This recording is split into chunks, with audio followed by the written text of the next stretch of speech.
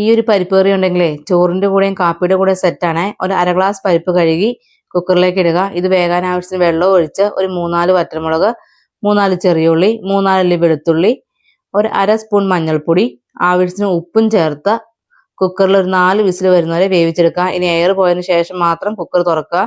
ഇനി മിക്സിയിൽ ചെറിയ ജാറിലേക്ക് കുറച്ച് തേങ്ങയും ഒരു 1/4 സ്പൂൺ ചെറിയ ജീരകവും കൂടി ചേർത്ത് നന്നായിട്ടൊന്ന് അരച്ചെടുക്കാം. പരിപ്പെല്ലാം നന്നായിട്ട് വെന്തിട്ടുണ്ട്. ഇതിന്റെ ചൂടാറിയ ശേഷം നമുക്ക് അതുകൂടി ഒന്ന് അരച്ചെടുക്കണം. ഇനി ചട്ടി അടുപ്പത്ത് വെച്ച് കുറച്ച് വെളിച്ചെണ്ണ ഒഴിച്ച് കടുക് ഇട്ട് കറിവേപ്പില, വറ്റൽമുളക്, ചെറിയ ഉള്ളി ഇതെല്ലാം കൂടി ഇട്ട് നമുക്ക് നന്നായിട്ടൊന്ന് മൂപ്പിച്ചെടുക്കണം. ഇതെല്ലാം മൂത്ത് കഴിയുമ്പോൾ അരച്ചു വെച്ചിരിക്കുന്ന തേങ്ങ കൂടി ചേർത്ത് തീ ലോ ഫ്ലെയിമിൽ വെച്ച് ഒരു 2 സെക്കൻഡ് അതിന്റെ പച്ചമണം മാറാനൊന്ന് ഇളക്കി കൊടുക്കാം. ഇനി ഇതിലേക്ക് അരച്ചു വെച്ചിരിക്കുന്ന പരിപ്പ് കൂടി ചേർത്ത് എല്ലാം ഒന്ന് ഇളക്കി കുറച്ച് വെള്ളവും കൂടി ആഡ് ചെയ്ത് കൊടുക്കാം. കാരണം ഇത് കുറുകി കഴിഞ്ഞാലേ തണുത്ത് കഴിയുമ്പോൾ കുറുകി പോകും. അതുകൊണ്ടാണ് വെള്ളം കുറച്ചധികമായിട്ടിരിക്കുന്നത്.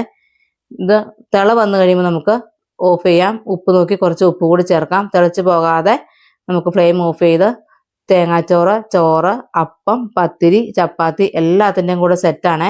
എല്ലാവരും ട്രൈ ചെയ്ത് നോക്കുക. വീഡിയോ ഇഷ്ടമെങ്കിൽ ലൈക്ക് ചെയ്യുക, ഷെയർ ചെയ്യുക, ഫോളോ ചെയ്യുക.